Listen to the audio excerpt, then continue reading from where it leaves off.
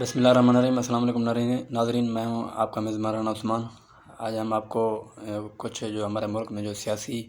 سرگرمیاں چل رہی ہیں اس کے حوالے سے کچھ تفصیل بتائیں گے کہ جو اپوزیشن جو رہنما ہیں، جس میں شہباز شریف صاحب ہو گئے، آصف رضا زرداری صاحب ہو گئے اور مولانا فضل الرحمان ہو گئے، انہوں نے عمران خان کے خلاف تحریک عدم اعتماد لانے کی جو کوشش کر رہے ہیں اور عدم اعتماد کی تحریک پیش کرنے کی جو ایک بات کی ہے، اس حوالے سے آپ کو کچھ بتانا ہے کہ پچھلے دفعہ جو ہوا تھا کہ چیئرمین سینٹ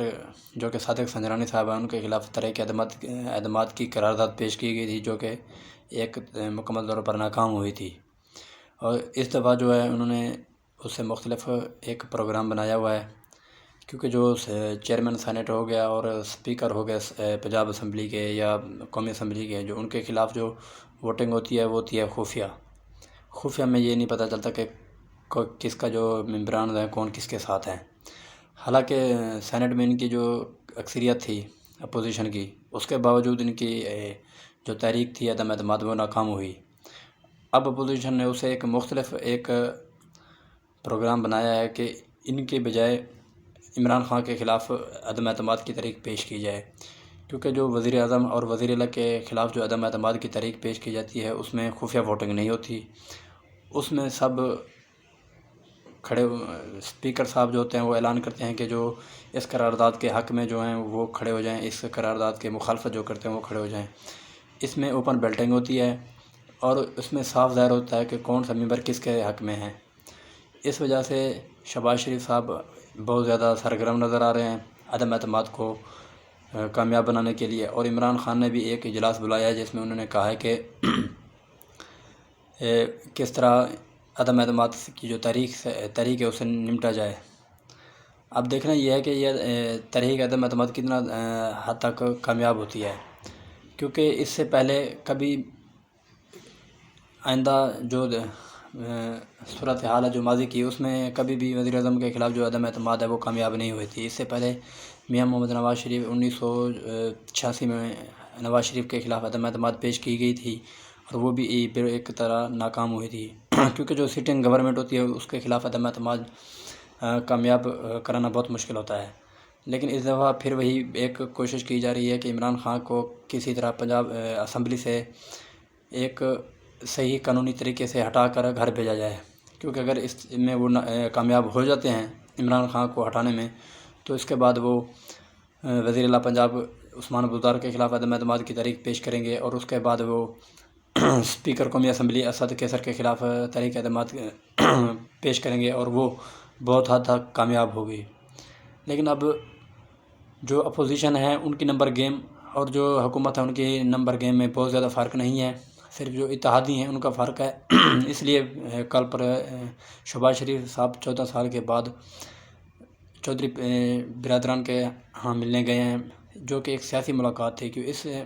اگر اس سے ہٹ کر دیکھا جائے تو ان کے جو آپس میں روابط ہیں اور تعلقات ہیں وہ تو ان کے چلتے رہتے ہیں، کیونکہ جو حمزہ شہباز صاحب ہیں جو کہ اپوزیشن لیڈر ہیں پنجاب اسمبلی میں، ان کی جو جب وہ جیل میں تھے تو پروٹیکشن آرڈر پرویز الہی صاحب نے جاری کرتے رہے ہیں، جس پر ایک حکومت کا ایک مختلف نقطہ تھا کہ ان کے جو پروٹیکشن آرڈر ہیں جاری نہ کیے جائیں، اس کے باوجود پرویز الہی صاحب ان کے پروٹیکشن آرڈر جاری کرتے رہے ہیں، اور ان کے جب کوئی دکھ سکھ تھا تب یہ ایک دوسرے کے ساتھ رابطے میں رہے ہیں۔ یہ 14 سال کے بعد یہ ان کا سیاسی جو رابطہ ہے وہ پہلی مرتبہ ہوا ہے، جس کی وجہ سے حکومت گھبراہٹ کا شکار ہے کہیں کہ یہ اپوزیشن کا ساتھ نہ دیں، کیونکہ کاف لیگ کے بغیر حکومت کا چلنا ناممکن ہے۔ لیکن جو چودھری برادران ہیں انہوں نے ابھی تک کوئی کلیئر پوائنٹ نہیں دیا۔ ان کا بھی کہنا ہے کہ ہمیں 2-3 دن کا وقت دے، کیونکہ جو کاف لیگ ہے وہ ایک دور میں جب میاں محمد نواز شریف کے خلاف پرویز مشرف نے مارشل لا لگایا تھا تو مسلم لیگ نون کو توڑ کر کاف لیگ بنائی گئی تھی۔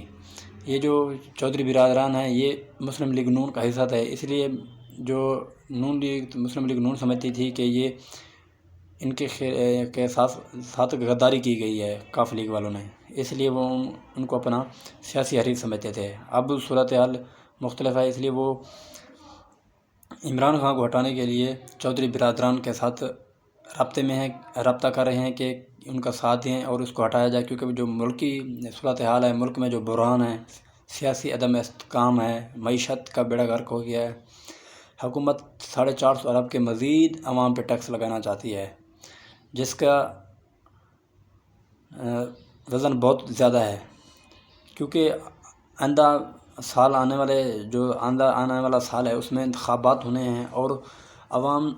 اسی کو ووٹ دے گی جو عوام کے ساتھ ہے۔ اتنی مہنگائی اور اتنی جو بدعنوانی ہے، اس صورتحال میں اتحادیوں اور حکومت میں جو بیٹھے لوگ ہیں ان کے لیے اگلے الیکشن میں جانا بہت مشکل ہے، تحریک انصاف کی حمایت پہ یا ان کے ساتھ جو اتحادی ملے ہوئے ہیں، اس لیے وہ بھی اب یہ سوچ رہے ہیں کہ کسی طرح اس سے چھٹکارا حاصل کیا جائے،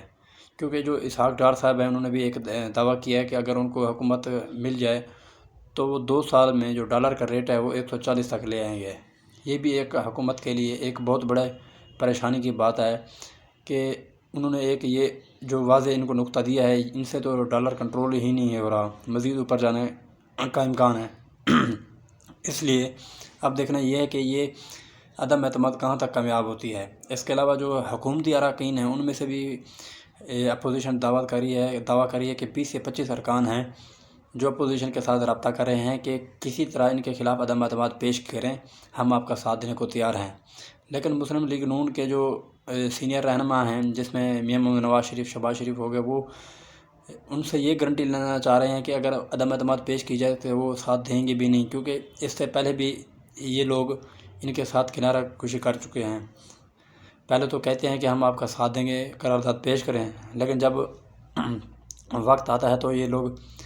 بھاگ جاتے ہیں، کیونکہ یہ زیادہ تر جو لوگ ہیں جنگی ترین گروپ کے ہیں اور دوسرے ہیں جو کہ دوسرے پارٹیوں سے پکڑ کر لائے گئے ہیں۔ یہ زیادہ تر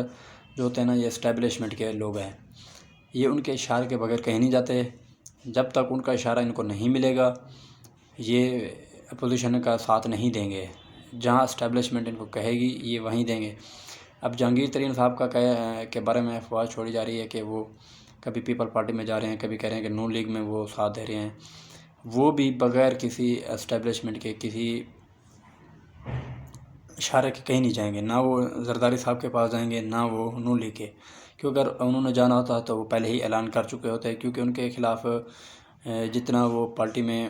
بیان بازی کی گئی، ان کے خلاف جتنی وہ کرپشن کی وہ تھی، سب سے زیادہ جہانگیر ترین کو کرپٹ ٹھہرایا گیا تحریک انصاف کی طرف سے۔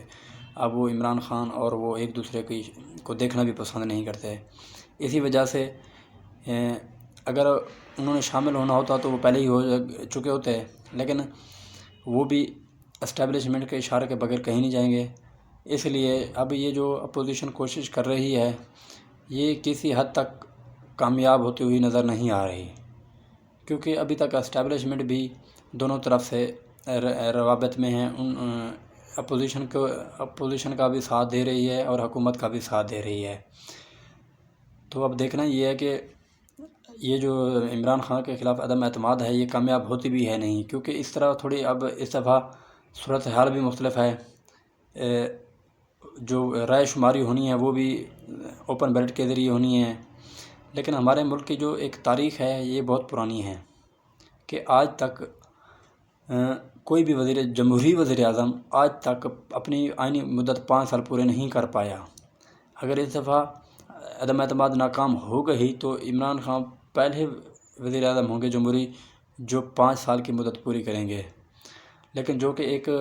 بہت بڑا سوال نشان ہے کہ کیا اس طرح ہو سکتا ہے کہ ملک کی تاریخ میں پہلی دفعہ وہ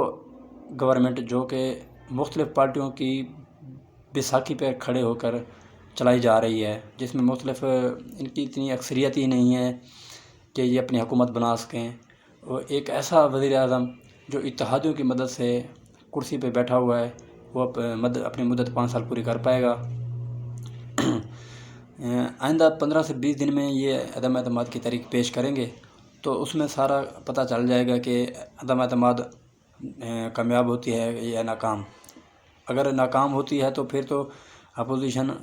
اگلے سال تک چپ ہی رہے گی، الیکشن کا انتظار کرے گی۔ اگر کامیاب ہوتی ہے تو مزید ان کے خلاف جو وزیر اعلیٰ پنجاب ہیں اور اسپیکر قومی اسمبلی اسد کیسر ہیں اور چیئرمین سینٹ ہیں، ان تینوں کی باری بھی آنی ہے۔ ان کے خلاف بھی عدم اعتماد کی تحریک لائی جائے گی اور ان کو بھی قانونی اور سیاسی طریقے سے گھر بھیجا جائے گا۔ شکریہ۔